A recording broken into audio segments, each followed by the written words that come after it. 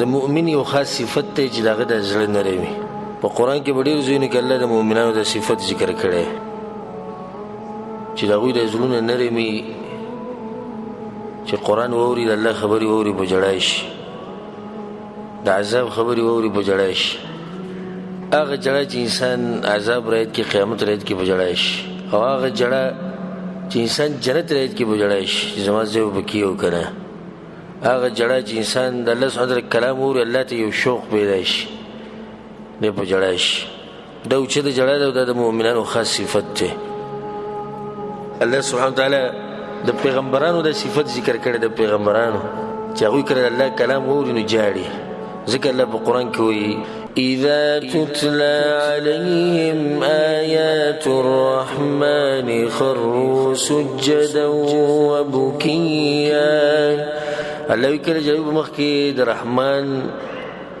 د کلام تلاوت وشي نو هغوی په سجدو کې پرېوځي او جاړي. دا د پیغمبرانو صفت دی. الله سبحانه وتعالی د هغه خلکو حالات نقل کړي دي لکه نجاشي د حبشې هغه باچا چې مسلمانانو هجرت کړه، ولته بیا د هغو ډېر اکرام او عزت وکړو، بیا مسلمان شوی نو د هغوی په باره کې بعض ایتونه نازل شوي دي په دې قرآن کې. الله څه وایي وَإِذَا سَمِعُوا مَا أُنزِلَ إِلَى الرَّسُولِ. او کله چې دوی واوري هغه څه چې پیغمبر ته نازل شوي، پیغمبر ته څه نازل شوي؟ وحی ده، قرآن. نو کله چې دوی قرآن واوري نو څه کېږي؟ ترى أعينهم تفيض من الدمع مما عرفوا من الحق. الله یې پیغمبر وی بنې ته د هغوی سترګې چې د هغې نه به اوښکې روانې مما عرفوا من الحق، په سبب د دې چې حق یې وپېژندو. نو د حق یې وپېژندو نو په ژړا شو. د الله د هغه اوچتو مسلمانانو صفت را نقل کړی دی چې هغه ګورو کې دا صفت یو عجیبه حدیث دی.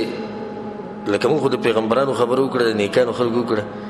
چې د دې ملایکو څه حال دی. ملایکو نو په یو روایت کې راځي، انس بن مالک رضی روایت دی او امام احمد حنبل راوړی، رسول صلی الله علیه وسلم وایي چې ما جبریل علیه السلام ته وویې مالی لم ارى میکائیل ضاحکا قط. ما ورته ویل څه چلی چې میکائیل چېرته خاندي نه.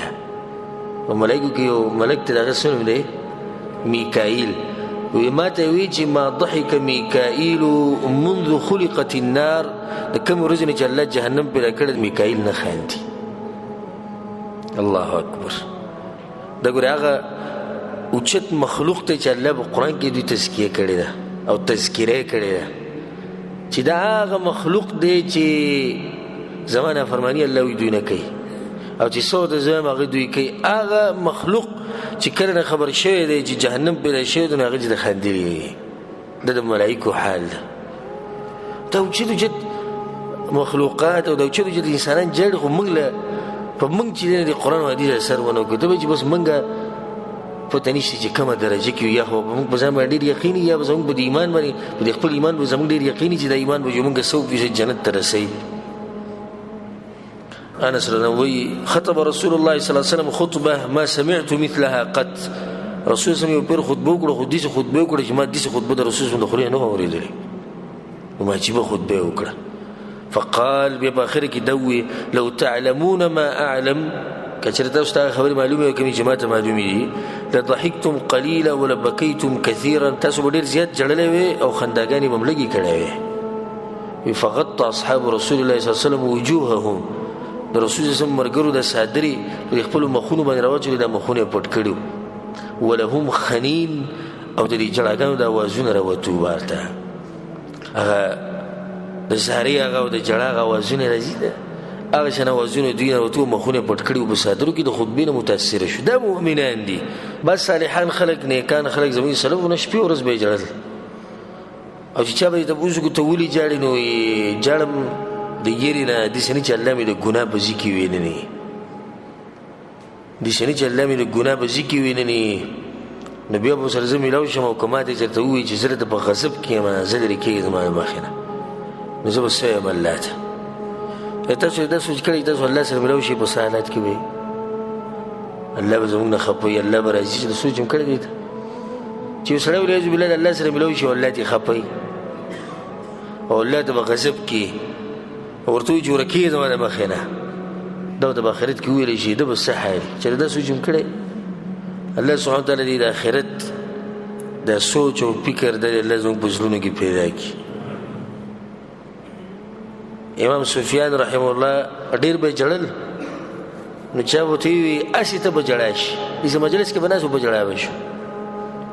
وي ته ولې ژاړې وایي زه ژاړم په دې داسې نه چې د مرګ په وخت کې رانه الله د ایمان وانخلي او دا څوک دی په دین کې ایمان دی خدای به دې خبره جاړي چې داسې نه چې زما د ایمان چېرته الله وانخلي هغه به دې خبره په سوچ کې نو ژړل به چې داسې نه الله رانه د ایمان وانخلي. اسماعیل بن زکریا هغه وایي چې حبیب بن محمد حبیب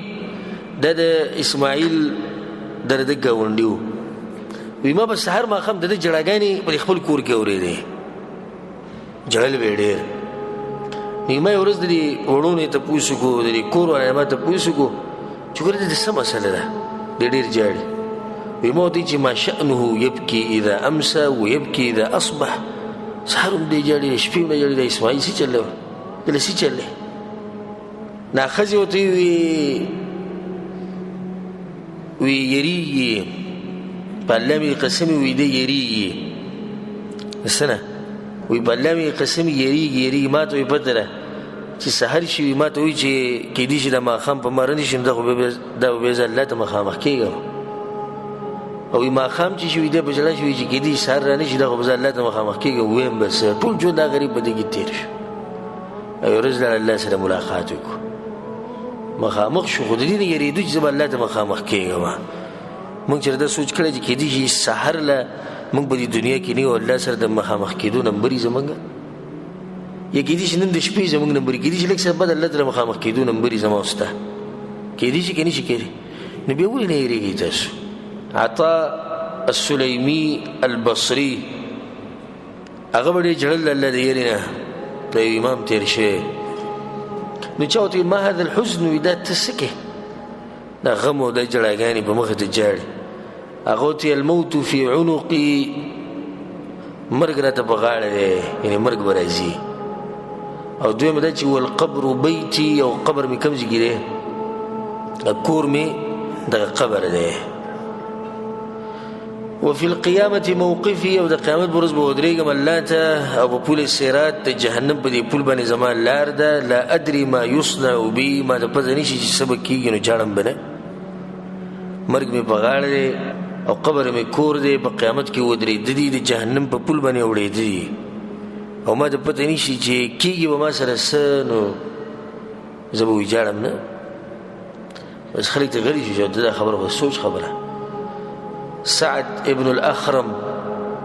هغه یې زه عبدالله ابن مسعود را سره یو ورځ روان وم نو هغه په ترکاڼانو باندې تېر شو چې هغوی په دې بټۍ کې لګیا وي په بټۍ کې هغوی په بټۍ کې لګیا وو د اوسپنې برابرولې نو دې بټۍ کې چې کله دا اوسپنه په دې اور کې کېږي چې راوباسي نو هغه بلکل نرمه شوي بیا چې کوم طرف ته تاوی او څه چل ورسره کې نو دا اور دومره زورور دی چې دا اوسپنه یې څه کړه هغه یې ویلې کړه هغه یې ختمه کړه دا دومره زورور دی. عبدالله بن مسعود چې کله دې اوسپنې ته وګتو په ژړا شو په ژړا شو په زوره په ژړا شو یې ما ورته ویل چې ولې وایي چې دې اوسپنې سره دا حال وکړو نو که موږ ورته لاړو چې موږ سره به څه حال کوي او دا خو د دنیا هغه اور دی چې د آخرت هغه اور هغه یو کم اویا درجې دي نه زورور دی دا د مؤمن شانې چې د آخرت رایده به ژاړي ګوره د جهنم عبدالله بن مسعود رانه ته رایاد شو او په ژړا شو. عبدالله بن عمر رضی الله عنهما یو ورځ مانځه ته مخکې شوی او سورة المطففين شروع کړه ويل للمطففين الذين إذا اكتالوا على الناس يستوفون وإذا كالوهم أو وزنوهم يخسرون لا يظن أولئك أنهم مبعوثون ليوم عظيم. الله إذا خلق نيري دا کم چې په ناب او تول کې کمې زیاتې کوي چې دوی به یو غټې ورځې ته راپاسي نو بیا مخکې الله څه وایي عبدالله بن عمر نه چې کله دا آیت وایي دا يوم يقوم الناس لرب العالمين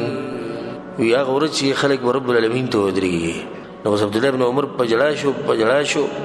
او مخې ته د قرآن نشو پوره کولی مخې ته تلاوت نشو کولی اواز یې بالکل بند شو نور یې نشو ویلی ځکه چې جړه یې دومره جړه ودرېدنه یو آیت په هغه باندې دومره اثر وکړو دې ته وایي مؤمن دغه دې جړه یې د رب العالمین د یېرې نه ابو هريره رضی الله عنه کله چې وفات کېدو په جړه شو